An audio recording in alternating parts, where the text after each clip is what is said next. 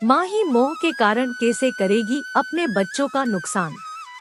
कैसे लोगों का राज्य होगा, कौन लोग भूखे मरेंगे, ब्राह्मण कैसे होंगे, मानव का मन कैसा हो जाएगा। ये सब कुछ आज हम वीडियो के माध्यम से देखने जा रहे हैं। दोस्तों, सबसे पहले आपका स्वागत है हमारे चैनल में। अगर आप अपने जीवन को सफल बनाना चाहते हो तो वीडियो को एक बार पूरा जरूर सुनें। तो करते हैं वीडियो की शुरुआत। सतयुग में शिव, त्रेता में राम, द्वापर में श्री कृष्ण और कलिकाल में भगवान बुद्ध हिंदू धर्म के केंद्र में है। लेकिन श्री कृष्ण के धर्म को भूत, वर्तमान और भविष्य का धर्म बताया गया है। श्री कृष्ण का जीवन ही हर तरह से शिक्षा देने वाला है। महाभारत और गीता विश्व की अनुपम कृति है। महाभारत हिंदुओं का ही नहीं, समस्त मानव जाति का ग्रंथ है। इससे प्रत्येक मानव को एक अच्छी शिक्षा और मार्ग मिल सकता है।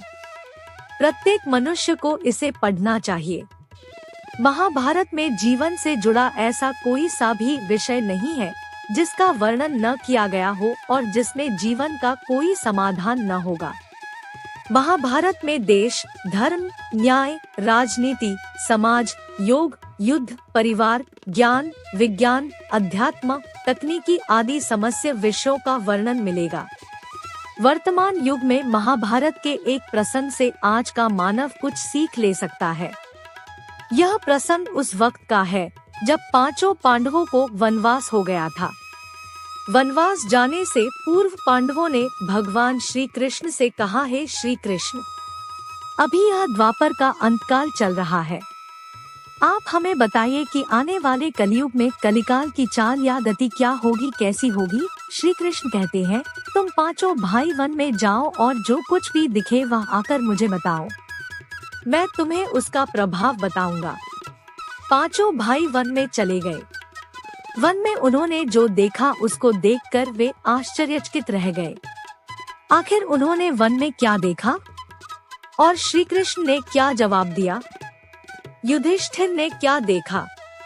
पांचों भाई जब वन में रहने लगे तो एक बार चारों भाई अलग अलग दिशाओं में वन भ्रमण को निकले। युधिष्ठिर भ्रमण पर थे तो उन्होंने एक जगह पर देखा कि किसी हाथी की 2 सूंड है। यह देखकर युधिष्ठिर के आश्चर्य का ठिकाना नहीं रहा। अर्जुन ने क्या देखा? अर्जुन दूसरी दिशा में भ्रमण पर थे। कुछ दूर जंगल में जाने पर उन्होंने जो देखा उसे देखकर वे आश्चर्य में पड़ गए। उन्होंने देखा कि कोई पक्षी है, उसके पंखों पर वेद की ऋचाएं लिखी हुई हैं, पर वह पक्षी मुर्दे का मांस खा रहा है। भीम ने क्या देखा?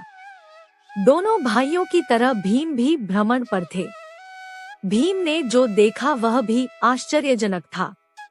उन्होंने देखा कि गाय ने बछड़े को जन्म दिया है। जन्म के बाद वह बछड़े को इतना चाट रही है कि बछड़ा लहूलुहान हो गया। सहदेव ने क्या देखा? सहदेव जब भ्रमण पर थे तो उन्होंने चौथा आश्चर्य देखा कि 4-5 कुएं हैं और आसपास के कुओं में पानी है, किंतु बीच का कुआं खाली है। बीच का कुआं गहरा है फिर भी पानी नहीं है। उन्हें यह देखकर घोर आश्चर्य हुआ कि ऐसा कैसे हो सकता है। नकुल ने क्या देखा? नकुल भी भ्रमण पर थे और उन्होंने भी एक आश्चर्यजनक घटना देखी।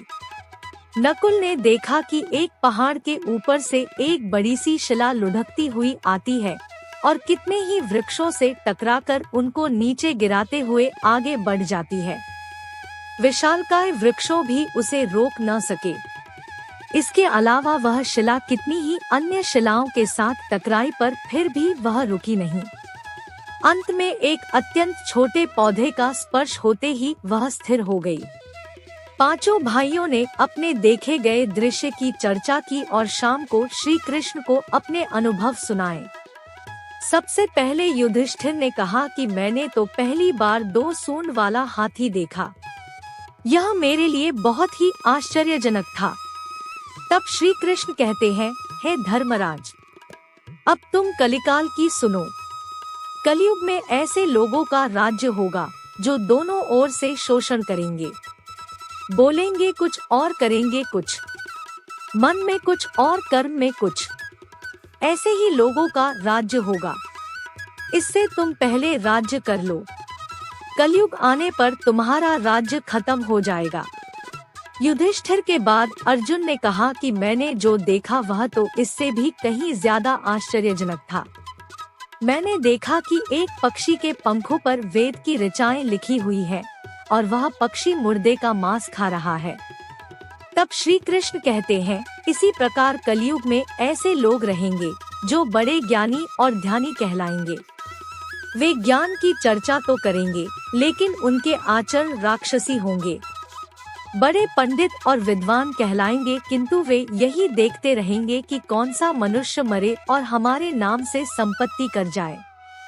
हे अर्जुन, संस्था के व्यक्ति विचारेंगे कि कौन सा मनुष्य मरे और संस्था हमारे नाम से हो जाए।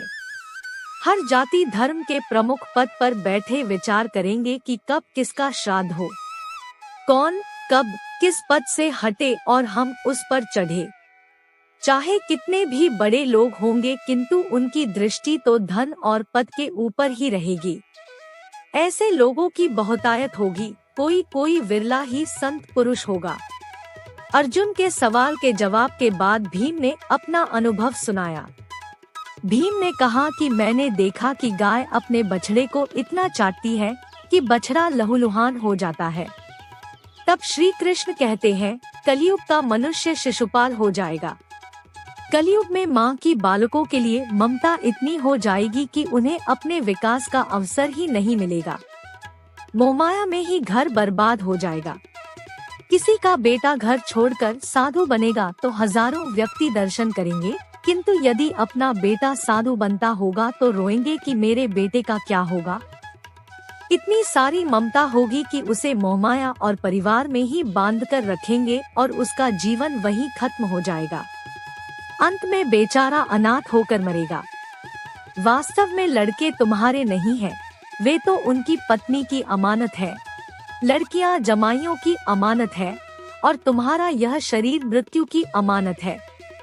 तुम्हारी आत्मा परमात्मा की अमानत है। तुम अपने शाश्वत संबंध को जान लो बस। भीम के बाद सहदेव ने पूछा, हे श्री कृष्ण, मैंने जो देखा उसका क्या मतलब है? मैंने यह देखा कि 4-5 भरे कुओं के बीच एक कुआं एकदम खाली है, जबकि ऐसा कैसे संभव हो सकता है? तब श्री कृष्ण कहते हैं, कलयुग में धनवान लोग लड़के लड़की के विवाह में, मकान के उत्सव में, छोटे बड़े उत्सवों में तो लाखों रुपए खर्च कर देंगे, परंतु पड़ोस में ही यदि कोई भूखा प्यासा होगा तो यह नहीं देखेंगे कि उसका पेट भरा है या नहीं। उनका अपना ही सगा भूख से मर जाएगा और वे देखते रहेंगे। दूसरी ओर मौज, मदिरा, मांस भक्षण, सुंदरता और व्यसन में पैसे उड़ा देंगे, किंतु किसी के 2 आंसू पोंछने में उनकी रुचि न होगी। कहने का तात्पर्य यह कि कलयुग में अन्न के भंडार होंगे लेकिन लोग भूख से मरेंगे। सामने महलों बंगलों में ऐशोआराम चल रहे होंगे लेकिन पास की झोपड़ी में आदमी भूख से मर जाएगा। एक ही जगह पर असमानता अपने चरम पर होगी। सहदेव के बाद नकुल ने श्री कृष्ण को बताया कि मैंने भी एक आश्चर्य देखा। वह यह कि एक बड़ी सी चट्टान पहाड़ पर से लुढ़की, वृक्षों के तने और चट्टाने उसे रोक न पाए, किंतु एक छोटे से पौधे से टकराते ही वह चट्टान रुक गई। तब श्री कृष्ण ने कहा, कलयुग में मानव का मन नीचे गिरेगा, उसका जीवन पतित होगा।